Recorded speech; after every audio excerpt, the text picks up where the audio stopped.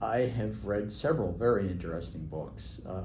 One that I highly recommend is Einstein's Fridge by Paul Sen. It's the science of fire, ice, and the universe. And it's basically the history of the development of thermodynamics and all of the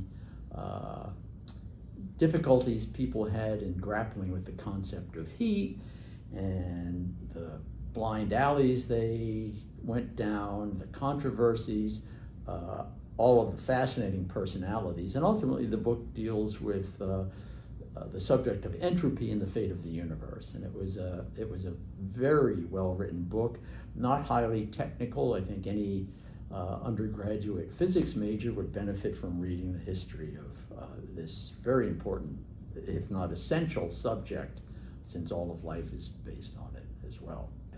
Another book that was totally different, and I should mention, I've gotten all of my books out of the public library. The public library has a lending system with all of the public libraries in Indiana. So if our local library doesn't have the book, you can still obtain it. The second is Magical Mathematics by Percy Diaconis and Ron Graham, both very noted mathematicians. And this book is a combination of both card tricks and coin tricks based solely on mathematics. It does not depend on sleight of hand, and that's good because I wouldn't be good at that.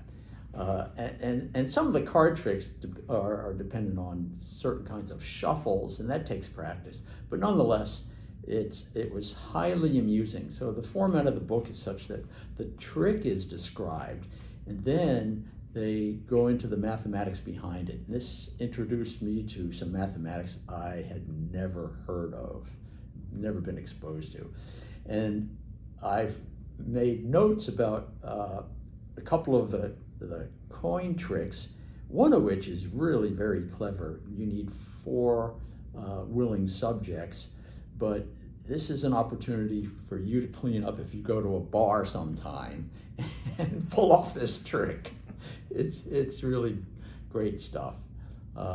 Highly amusing book, and part of the discussion in the book is how the mathematics behind these tricks also is essential to encryption. And so it's really a fascinating read, very readable. You don't have to know higher mathematics to appreciate it. In a completely different vein, I've been reading a series of Jack Reacher stories by Lee Child. And there was a recent movie release, not the Tom Cruise version because he was totally miscast. He was way too small for Jack Reacher.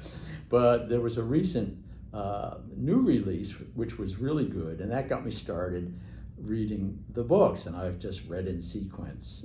And these are page turners and just pure enjoyment, just lots of fun, lots of twists and turns.